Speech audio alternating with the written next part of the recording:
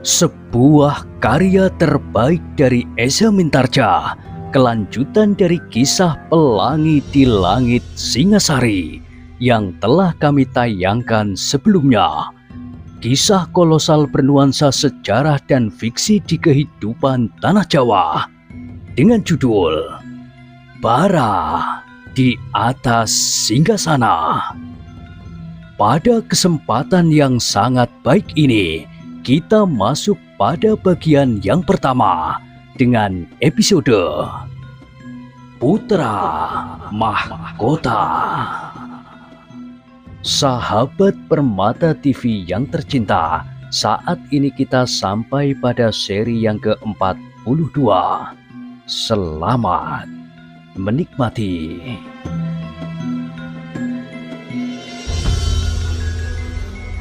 Di akhir kisah sebelumnya disebutkan, sepeninggal orang itu, Anusapati melangkah masuk ke dalam biliknya sambil menundukkan kepalanya. Ternyata ia tidak ikut mendapat kesempatan untuk melepaskan kerinduan ayahanda setelah sekian lama berpisah. Tanpa disadarinya, maka Anusapati pun duduk dengan lesu sambil mengusap setitik air mata yang membasahi pelupuknya. Anusapati tidak menyadari ketika embanya yang telah selesai membenahi pakaiannya memandanginya dengan wajah yang muram. Apalagi ketika embanya itu melihat Anusapati mengusap titik-titik air matanya. Dengan nada keibuan embanya bertanya, "Kenapa tuanku selalu tampak muram?" Anusapati terkejut. Terbata-bata ia menjawab, "Aku tidak apa-apa." Embanya menggelengkan kepalanya. "Tuanku pasti sedang dirisaukan oleh perhatian tuanku kepada hal-hal yang sebenarnya tidak perlu dipersoalkan." Emban itu berhenti sejenak. "Sudahlah tuanku, jangan sakiti hati sendiri dengan bermacam-macam masalah yang tidak berarti." Tiba-tiba kepala Anusapati menunduk. Kata-kata embanya itu justru telah membuat hatinya semakin pedih.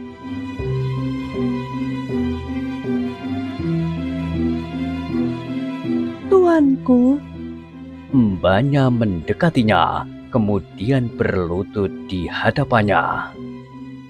"apakah yang sebenarnya tuanku pikirkan? Tentang pakaian atau tentang diri tuanku sendiri?" Anusapati menggeleng, namun ia tidak dapat ingkar lagi. Katanya,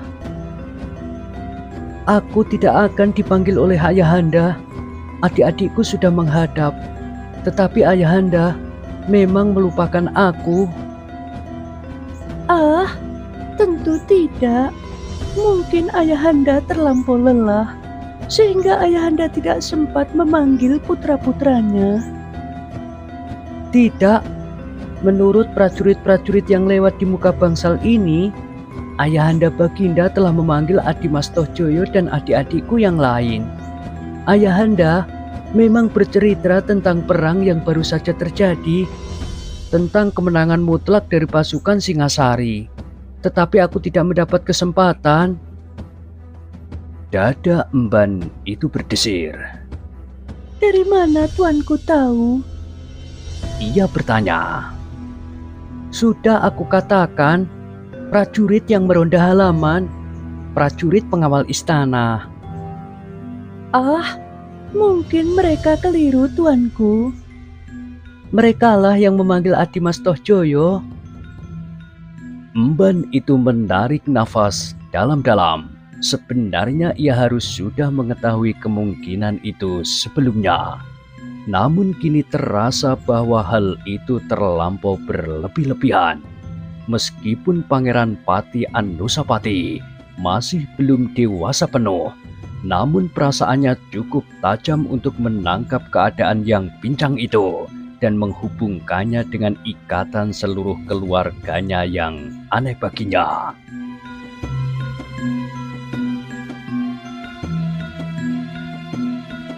Tetapi emban itu masih mencoba menghiburnya. Tuanku, mungkin Tuanku Sri Rajasa kini berpendirian lain. Tuanku Anusapati adalah putra mahkota, sehingga tidak pantas lagi berkumpul dengan adik-adik yang masih terlampau anak-anak. Tuanku nanti akan mendapatkan kesempatan yang khusus, bahkan mungkin Tuanku akan mendapat kesempatan tersendiri bersama orang-orang penting lainnya. Dada emban itu menjadi terenyuh ketika ia melihat Anusapati menggelengkan kepalanya. Tidak, Bibi. Aku memang tidak akan mendapatkan kesempatan itu. Keadaan seperti inilah yang kadang-kadang menumbuhkan pertanyaan yang aneh-aneh di dalam diriku. Oh, Tuanku terlalu perasa. Hati Tuanku lembut, melampaui hati perempuan. Anusapati tidak segera menyahut. Ditengadahkannya wajahnya untuk menahan air di pelupuk matanya. Sedang kerongkongannya terasa menjadi seolah-olah tersumbat. Dalam kepahitan perasaan itulah, tiba-tiba Anusapati dan juga embannya terkejut ketika mereka mendengar suara dari sebelah pintu yang tidak tertutup rapat. Jangan kecewa, Anusapati.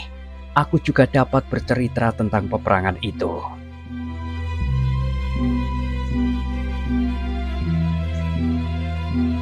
Keduanya serentak berpaling. Tanpa sesadarnya Anusapati pun meloncat berlari menyongsong orang yang berbicara di luar pintu itu. Paman Mahesa Agni. Mahesa Agni menarik nafas dalam-dalam. Anusapati langsung memeluk pinggangnya sambil mengusapkan wajahnya yang basah pada pakaian Mahesa Agni. Duduklah, berkata Mahesa Agni kemudian. Aku akan bercerita untukmu. Bukankah aku juga ikut di dalam peperangan itu? Maka dibimbingnya Anusapati masuk kembali dan bersama-sama duduk di atas sebuah tikar pandan yang tebal bersilang-silang dengan warna-warna yang tajam. Emban Anusapati pun kemudian duduk pula beberapa langkah dan keduanya bersimpuh sambil mengusap matanya. Anusapati, berkata Mahesa Agni, jangan mudah tersinggung oleh suatu hal yang belum kau ketahui dengan pasti.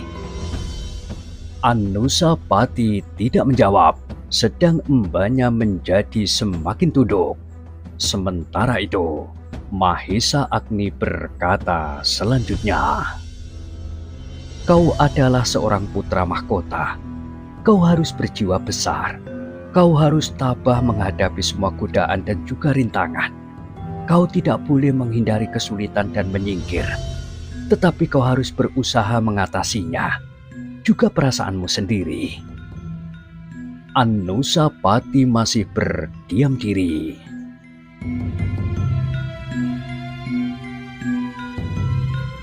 Nah, sekarang jangan berprasangka apa-apa. Kau adalah putra mahkota. Kau kelak akan menjadi raja. Raja besar, bukan sekedar seorang akuwu. Yakini ini, kau harus dapat melakukan tugas itu. Sekali lagi Anusapati menganggukkan kepalanya. Bagus, sekarang dengarlah. Aku akan bercerita. Aku adalah salah seorang dari mereka yang ikut bertempur melawan Kediri. Anusapati menjadi agak terhibur hatinya karena kedatangan Mahesa Agni. Wajahnya menjadi agak cerah dan dengan penuh kebanggaan ia berkata, bukankah Paman Mahesa Agni lah yang telah berhasil membunuh menteri yang paling besar di Kediri dan bernama Gubar Baleman? Iya, tetapi bukan itulah tujuan peperangan. Bukan saling membunuh dan menghancurkan. Tiba-tiba suara Mahesa Agni merendah. Tetapi demikianlah yang pada umumnya terjadi. Anusapati mengerutkan keningnya. Ia tidak mengerti maksud Mahisa Agni. Sejenak ditatapnya wajah pamannya, dan sejenak kemudian ia berpaling kepada mbahnya. Apakah sebenarnya tujuan paman pergi ke peperangan kalau tidak membunuh dan menghancurkan musuh? Mahisa Agni mengangguk-anggukkan kepalanya. Ia sadar bahwa ia berbicara dengan seorang anak yang masih belum dewasa sepenuhnya. Karena itu, maka ia pun berusaha untuk berkata dengan sudut pandangan seorang anak yang masih remaja. Iya, memang di dalam peperangan terjadi bunuh-membunuh dan saling menghancurkan. Dan masing-masing pihak tentu akan bertahan. Siapa yang lebih banyak mengalami kerusakan dan kehancuran, maka pada umumnya merekalah yang kalah.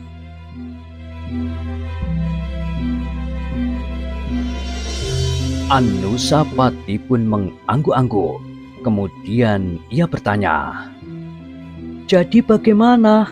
Bukankah dengan demikian, perang memang sama artinya dengan pembunuhan? Anusapati, berkata Mahisa Agni, seandainya tidak ada perselisihan pendapat, maka pasti tidak akan timbul perang dan tindak kekerasan yang lain. Jadi seandainya masalahnya dapat diselesaikan dengan tidak usah mengadakan peperangan, maka jalan itulah yang akan ditempuh.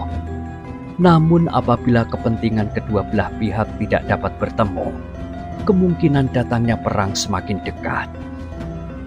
Anusapati mendengarkan keterangan Mahisa Agni dengan sepenuh minat. Nah, apakah kau mengerti? Bukan perangnya itulah yang menjadi tujuan. Anusapati mengangguk-anggukkan kepalanya. Bahkan kemudian ia berkata, Jadi, kalau begitu, apakah peperangan itu menurut paman semacam alat untuk memaksakan kehendak masing-masing pihak?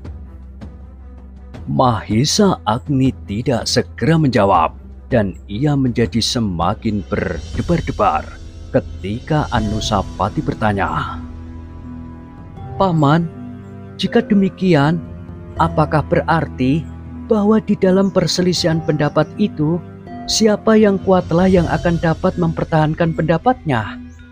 Dan jika demikian, maka apakah pihak yang lemah itu tidak akan pernah dapat mempertahankan suatu sikap meskipun mereka yakin akan kebenaran sikap itu?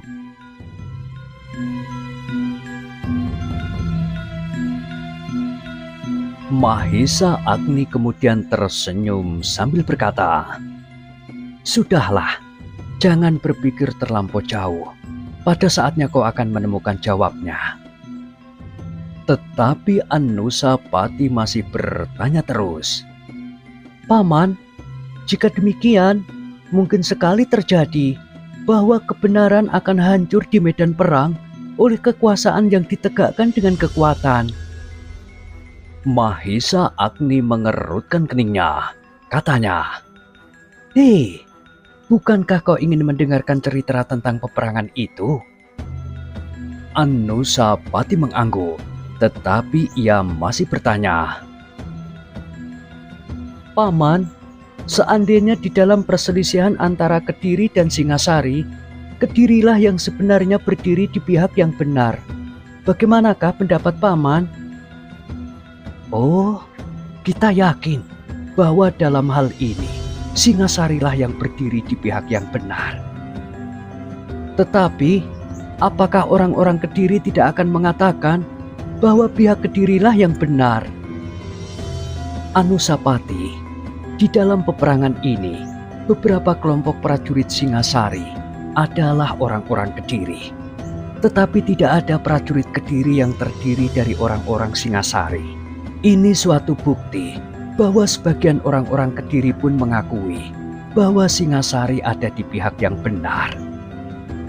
Anusapati mengangguk-angguk, tetapi tiba-tiba ia bertanya, bagaimanakah seandainya Singasari gagal mengalahkan Kediri dan bahkan Singasari dapat dikalahkan? Ah, jangan risaukan hatimu dengan angan-angan. Justru kenyataannya sekarang, Singasari telah menang. Sekali lagi Anusapati mengangguk-anggukkan kepalanya, tetapi ia masih tidak puas, sehingga ia bertanya pula. Paman, jadi apakah pada suatu saat perang itu dapat dianggap sebagai suatu penyelesaian yang adil? Mahesa Agni sama sekali tidak menyangka bahwa jalan pikiran Anusapati akan sampai pada masalah yang demikian rumitnya. Karena itu ia menyesal bahwa ia telah mulai dengan suatu pembicaraan yang agak menyimpang dari kebiasaan pikiran anak-anak remaja. Anusapati, berkata Mahesa Agni kemudian, banyak kemungkinan dapat terjadi. Kemungkinan bahwa keadilan akan dikesampingkan itu memang ada. Tetapi kita harus yakin bahwa yang akan mendapat bantuan dari banyak pihak adalah mereka yang berdiri di atas kebenaran. Pihak-pihak yang terdiri di luar sengketa pasti tidak akan membiarkan keadilan terbunuh di peperangan oleh kekuatan saja. Contohnya di dalam peperangan antara Kediri dan Singasari. Para Brahmana dan mereka yang berolah di bidang kerohanian berpihak kepada Singasari, sehingga banyak orang-orang yang berada di bawah pengaruh para Brahmana lari ke daerah Singasari dan kembali ke Kediri sebagai prajurit. Anusapati mengangguk-anggukkan kepalanya. Jadi pihak ketiga akan ikut menentukan. Lebih dari itu Anusapati, bukankah kau percaya bahwa Yang Maha Agung mempunyai kekuasaan yang tidak terbatas? Anusapati menganggukkan kepalanya, tetapi ia bertanya, Paman, di dalam peperangan, bagaimanakah kita akan mendapatkan bantuan dari pihak Yang Maha Agung? Mahesa Agni mengerutkan keningnya, namun kemudian ia berkata, tentu dengan lantaran Anusapati. Misalnya di dalam peperangan antara Kediri dan Singasari, orang-orang yang melihat kebenaran Singasari menyingkir dan berpihak kepada Singasari. Itu adalah suatu lantaran. Kau mengerti?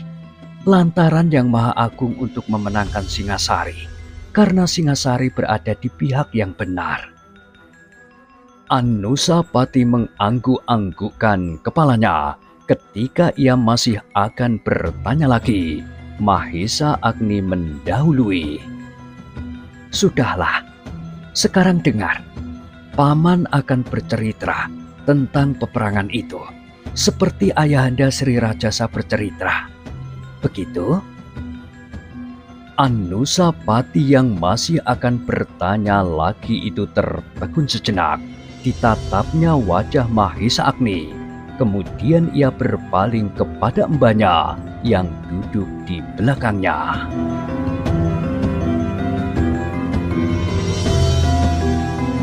Dengarlah, berkata Mahesa Agni kemudian.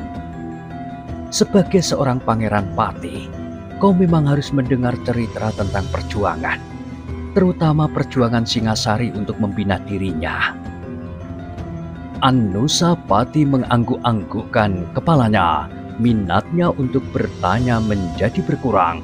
Karena itu, maka dibiarkannya Mahesa Agni seterusnya bercerita tentang perang yang baru-baru saja terjadi di perbatasan, kemudian di sebelah utara Ganter. Namun Mahesa Agni masih juga berhati-hati agar Anusapati tidak mengambil kesimpulan yang salah. Dengan penuh minat Anusapati mendengarkan cerita Mahesa Agni.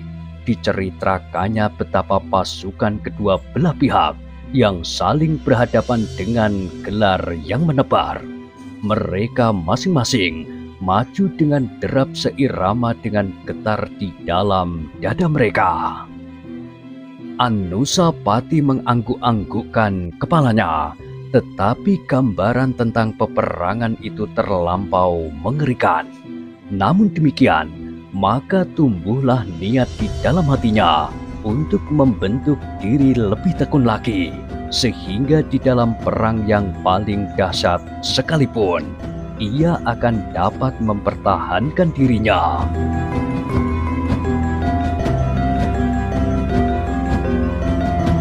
Nah, akhirnya Sri Rajasa berhasil mengalahkan Adinda Sri Baginda Kertajaya yang bernama Mahesa Walungan.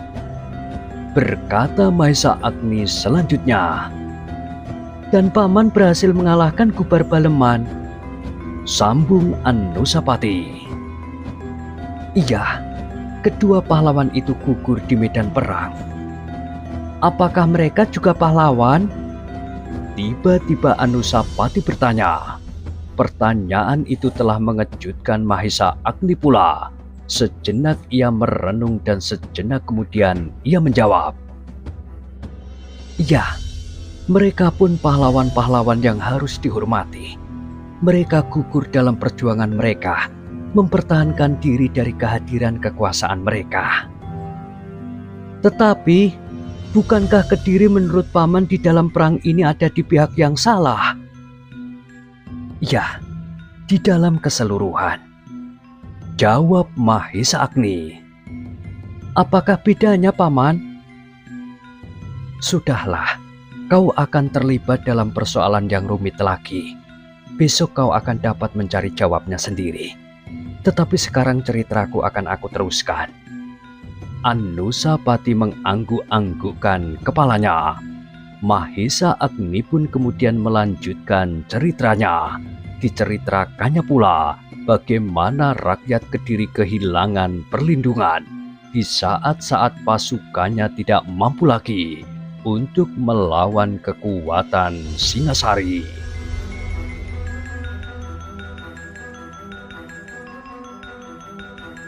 Dalam keadaan demikian, nasib rakyat Kediri tergantung sekali kepada prajurit-prajurit yang masuk ke dalam wilayahnya. Untunglah bahwa prajurit Singasari adalah prajurit yang terkendali, sehingga rakyat Kediri tidak mengalami perlakuan yang parah karena tingkah laku para prajurit Singasari. Memang ada 1-2 orang yang menyalahi ketentuan yang telah digariskan oleh Ayahanda Sri Rajasa. Apakah yang telah mereka lakukan, paman? Tentu tingkah laku yang kurang baik. Mereka yang telah melanggar ketentuan itu adalah orang-orang yang tidak pantas menjadi teladan. Misalnya, apakah yang mereka lakukan? Merampok, membunuh orang-orang yang tidak bersalah. Tetapi hampir tidak ada yang melakukannya. Semuanya patuh kepada ketentuan yang telah dibuat oleh Ayahanda Sri Rajasa.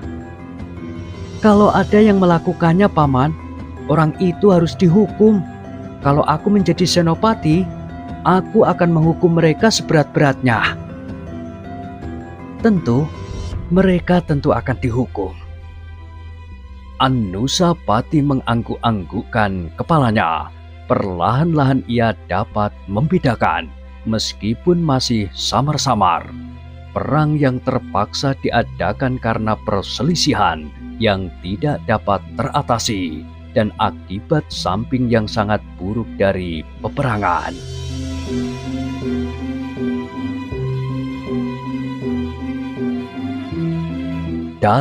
Pada itu, di bangsal dalam istana Singasari, Sri Rajasa pun sedang dihadap oleh Toh Joyo dan adik-adiknya. Mereka pun lagi sibuk mendengarkan Sri Rajasa yang sambil berbaring di pembaringan kayu bercerita tentang peperangan ini.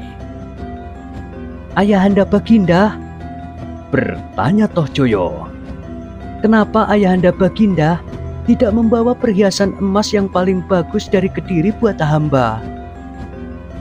Oh, tentu tidak Toh Joyo, itu tidak baik. Tetapi siapa yang menang perang boleh merampas apa saja dari istana yang dikalahkannya. Bahkan putri-putri dari kerajaan yang kalah dapat dibawa sebagai barang rampasan. Bukankah yang menang dapat berbuat sekehendaknya atas yang kalah? Tentu yang kalah tidak akan berani melawan lagi, karena mereka sudah tidak mempunyai kekuatan. Kalau ada yang berkeras kepala, ayahanda dapat membunuhnya. Sri Rajasa mengerutkan keningnya, namun kemudian ia tertawa. Tidak begitu memperlakukan lawan yang kalah, Toh Joyo.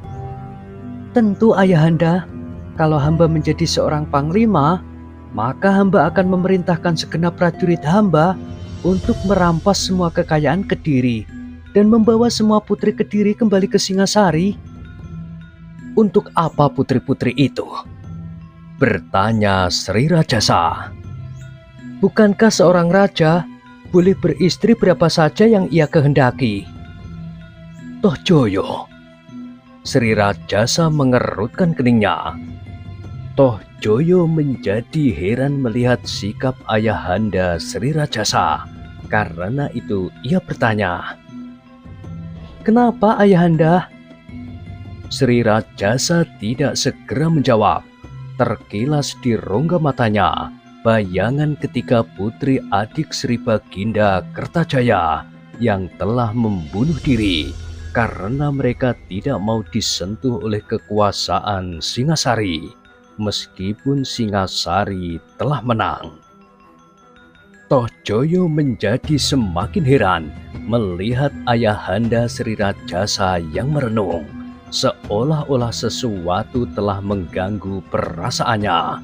Ditatapnya wajah Sri Rajasa yang berkerut-merut, memandang ke kejauhan.